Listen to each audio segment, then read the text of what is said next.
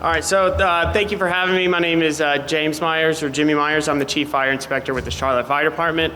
I'd like to thank Dan and the ARA for having me today. As a fire inspector, we're not used to people calling us and actually wanting us to come out, so it's a little nice change there.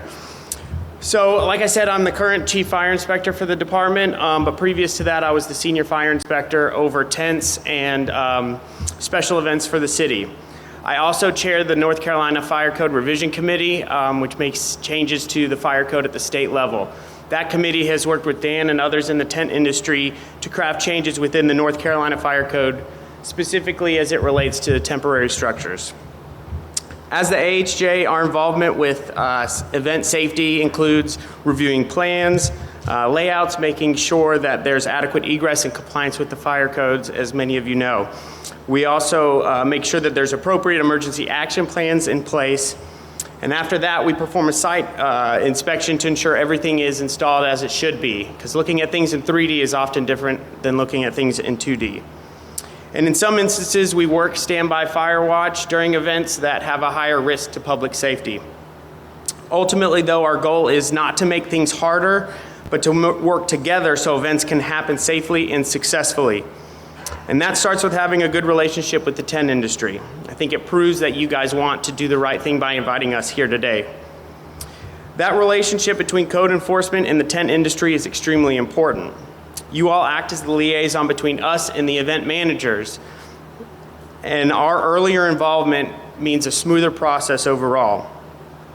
You're able to provide us with critical information needed for approval, and having an open communication helps ensure any issues are corrected without impacting the event, many times without getting event managers involved at all. And as with any relationship, trust is key. We should be able to rely on each other as subject matter experts. Keeping up with industry trends and issues that we're facing, and having a conversation about things, picking up a phone and making a call. We're experiencing this. Hey, we're having some challenges here. Do you think you could help us with that?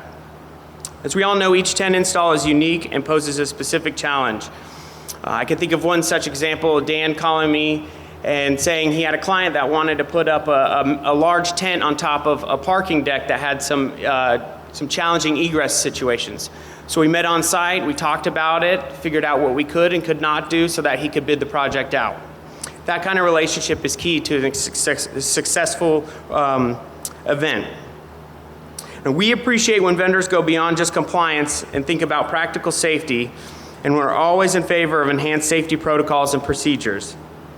Following the new ARA safe tenting standard provides such increased safety benefits to the industry. It provides the installers with useful resources with engineered back tools that can provide code officials with a path to acceptance. And it also opens the discussion with the site about emergency evacuation procedures. After all, they're going to be the ones that are there during the event to execute it. Having a plan and preparations makes execution in emergency situations so much easier.